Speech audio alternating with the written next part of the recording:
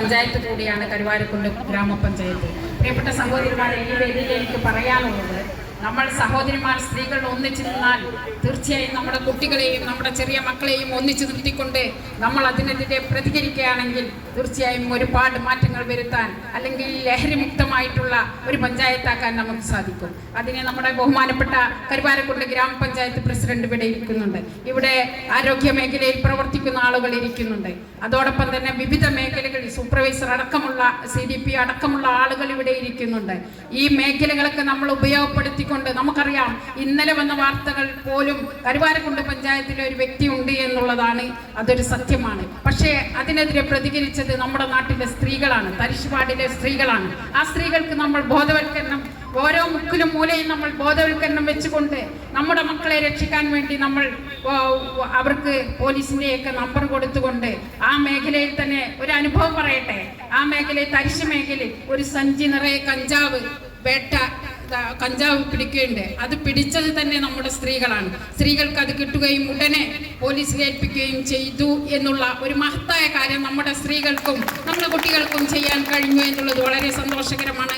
അതോടൊപ്പം തന്നെ ആ വ്യക്തിയെ തന്നെ ഇന്നലെ മിഞ്ഞാന്ന് അതിനെ വീക്ഷിച്ചു കൊണ്ടിരുന്നുകൊണ്ട് തരിശിലെ സ്ത്രീകളും അവിടുത്തെ യുവാക്കളും ഒക്കെ വീക്ഷിച്ചുകൊണ്ട് ഇന്നലെ മിഞ്ഞാന്ന് തന്നെ അവരെ പിടിക്കാൻ കഴിഞ്ഞു എന്നുള്ളതാണ്. എന്ത് തന്നെ പിടിച്ചാലും നമുക്കറിയാം, നമ്മുടെ പുന്നക്കാട് വാർഡില് നടന്ന ഭവനപറമ്പ് വാർഡില് എല്ലാവർക്കും അറിയാം. അതില് ആ പ്രതിഷേധ റാലി 75 വയസ്സായ ഒരു അമ്മയെ ലഹരി ബാധിച്ചു കൊണ്ടിരിക്കുന്ന ഒരു യുവാവ് ബലാത്സംഗം ചെയ്തു കൊന്നു. അവന് സാഹചര്യ തെളിവുകളില്ല എന്ന് പറഞ്ഞുകൊണ്ട് നമ്മളൊരു വലിയ പ്രതിഷേധ റാലി തന്നെ നടത്തുകയുണ്ടായി. തെളിവില്ല എന്ന് പറഞ്ഞുകൊണ്ട് പിറ്റേ വർഷം തന്നെ അവന് വെറുതെ വിട്ട സംഭവം ഇവിടെ ഇരിക്കുന്ന അംഗനവാടി വർക്കർമാരും അന്നത്തെ വിവിധ മേഖലകളിൽ പ്രവർത്തിച്ചു കൊണ്ടിരിക്കുന്ന എല്ലാ വനിതകളും എല്ലാ അമ്മമാരും ചേർന്നുകൊണ്ടായിരുന്നു അന്ന് നമ്മൾ പ്രതിഷേധ റാലി സംഘടിപ്പിച്ചിട്ടുള്ളത്. അതുപോലെ എനിക്ക് പറയാനുള്ളത്, കരുവാരക്കുണ്ട് ഗ്രാമപഞ്ചായത്തിന്റെ സാരഥിയോട് എനിക്ക് പറയാനുള്ളത്, ഇതിനു വേണ്ടി നമ്മൾ കുറെ റോഡുകൾ 38 ലക്ഷവും 37 ലക്ഷവും ഒക്കെ റോഡിന് വേണ്ടി നമ്മൾ മാറ്റിവെക്കുമ്പോൾ നമ്മുടെ പദ്ധതി ഇതിനു വേണ്ടി കുറച്ച് മാറ്റിവെച്ചാൽ ഒരുപാട് വരും തലമുറകളെ നമുക്ക് മാറ്റിയെടുക്കാൻ സാധിക്കും. ആരോഗ്യമുള്ള തലമുറയെ നമുക്ക് മാറ്റിയെടുക്കാൻ സാധിക്കും. പ്രിയപ്പെട്ട സാഹിക്ക് ഒന്നേ പറയാനുള്ളൂ, അതിൽ നമ്മൾ ഒന്നിച്ചു നിൽക്കുക എല്ലാവരും, എന്നിട്ട് നമ്മൾ നമ്മുടെ മക്കളെ രക്ഷിക്കുക എന്ന് മാത്രം പറഞ്ഞുകൊണ്ട് ഇത്തരം ഒരു പെണ്ണുങ്ങളെ വിവിധ മേഖലയിൽ പ്രവർത്തിക്കുന്ന വിവിധ സാരഥികൾ ഉള്ളത് കൊണ്ട് തന്നെ അവരോട് എനിക്ക് ഒരു അപേക്ഷയും കൂടെയാണ് ഉള്ളത്.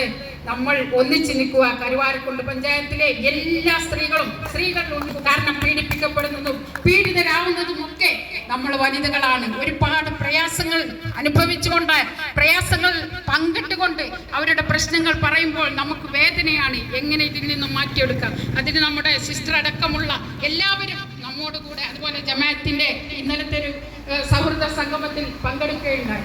വിഷയം ലഹരി തന്നെയാണ്, നമ്മളെ പ്രശ്നം ലഹരി തന്നെയാണ്. അപ്പൊ ഇതിൽ നിന്നൊക്കെ എല്ലാവരും ഒറ്റക്കെട്ടായി നിന്നുകൊണ്ട് പുരുഷന്മാരെക്കാൾ നമുക്ക് നമ്മുടെ മക്കളെ രക്ഷിക്കാൻ നമുക്ക് മാത്രമേ കഴിയുകയുള്ളൂ എന്ന് മാത്രം പറഞ്ഞുകൊണ്ട് ഇത്തരം ഒരു സൗഹൃദ സദസ്സിന് അഭിനന്ദനങ്ങളും ആശംസകളും നേർന്നുകൊണ്ട് ഞാൻ നിർത്തുന്നു. അസ്സലാമു അലൈക്കും.